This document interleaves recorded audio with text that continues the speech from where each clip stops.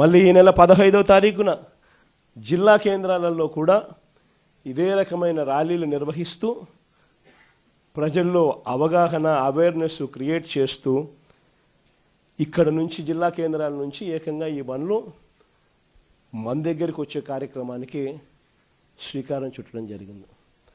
దాని తర్వాత ఈరోజు మీ అందరి సమక్షంలో మళ్ళీ మనం ఇక్కడ నుంచి బండ్లను గవర్నర్ గారి దగ్గరికి పంపించడం, ఆయనకు చూపించడం కొరకు పంపించడం రెండూ చేస్తున్నాం. గవర్నర్ గారికి ఒక్కసారి పత్రాలన్నీ చూపించిన తర్వాత, ఆయనకు చెప్పిన తర్వాత, చూపించిన తర్వాత ఈ పత్రాలన్నీ కూడా కోర్టు ద్వారాలు కూడా తడతాయి.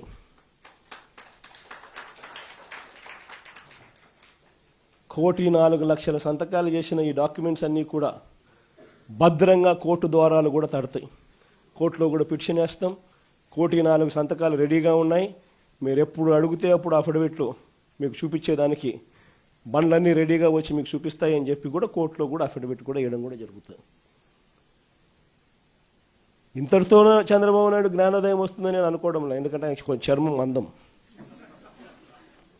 కాబట్టి ఇంతటితో కూడా వస్తుందని నేను అనుకోవడంలో.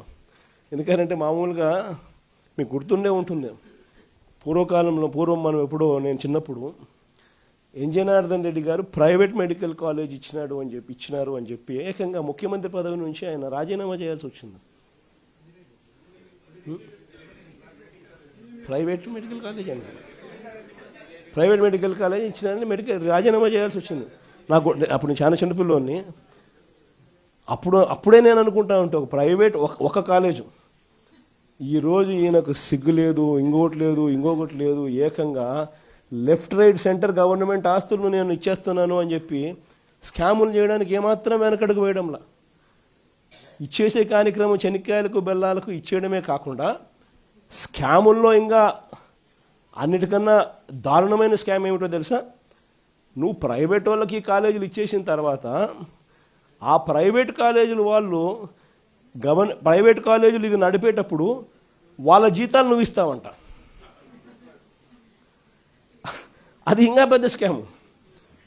నువ్వు ప్రైవేట్ వానికి ఇచ్చేసిన తర్వాత ఆ private college, private teaching hospital వాళ్ళు నడిపేటప్పుడు వాళ్ళ జీతాలు గవర్నమెంట్ ఇస్తుందంట. అంటే నెలకు ఒక్కొక్క కాలేజీలో కనీసం 5 కోట్ల జీతం మినిమం.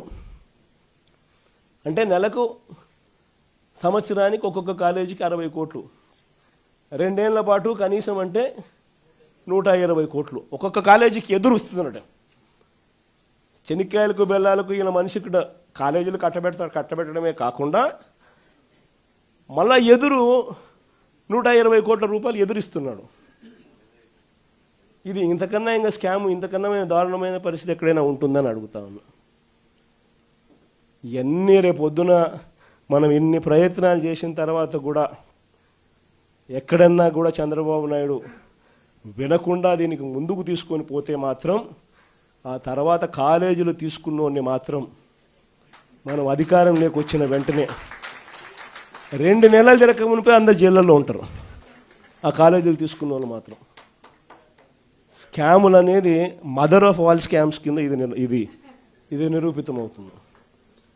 అంతటి దారుణంగా ప్రజలకు నష్టం జరుగుతుందని కనిపిస్తూ ఉన్నా కూడా ప్రజలు దీనివల్ల ఉచితంగా వైద్యం పొందే అవకాశం పోతుందని తెలిసినా కూడా మన పిల్లలకు తక్కువ ధరకే, ప్రైవేట్ కన్నా చాలా తక్కువ ధరకే మన పిల్లలకు మెడికల్ కాలేజీలలో సీట్లు వచ్చి చదువులు అందుబాటులో ఉంటాయని తెలిసినా కూడా ఏమాత్రం ఖాతరు చేయకుండా చంద్రబాబు చేస్తూ ఉన్న ఈ తీరుకు చంద్రబాబు నాయుడుకు గట్టి గుణపాఠం మాత్రం ఖచ్చితంగా తగులుతుంది.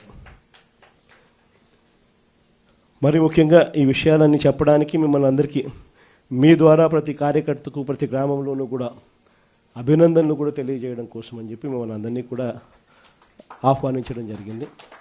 గవర్నర్ గారి దగ్గరికి పోయే కార్యక్రమం ఏదైతే ఉందో అందరినీ వాళ్ళు పర్మిషన్ అయితే ఇవ్వలేరు కాబట్టి 40 మందికి మాత్రమే వాళ్ళు పర్మిషన్ ఇచ్చినారు. సో 40 మంది జిల్లా అధ్యక్షులు, ఎమ్మెల్యేలు, ఎంపీలు వీళ్ళే వాటికి సరిపోతుంది. కానీ పోయే ముందు అందరం కూడా అంబేద్కర్ గారి విగ్రహానికి ఒకసారి ఆయన విగ్రహం దగ్గరికి పోయి ఆయన దగ్గరికి పోయి జరుగుతూ ఉన్న అన్యాయాన్ని అంబేద్కర్ గారి పాదాల చెంతనో, అంబేద్కర్ గారి విగ్రహం దగ్గరనో వాళ్ళు ఎంత దూరం పంపిస్తారో నాకు తెలియదు. వాళ్ళు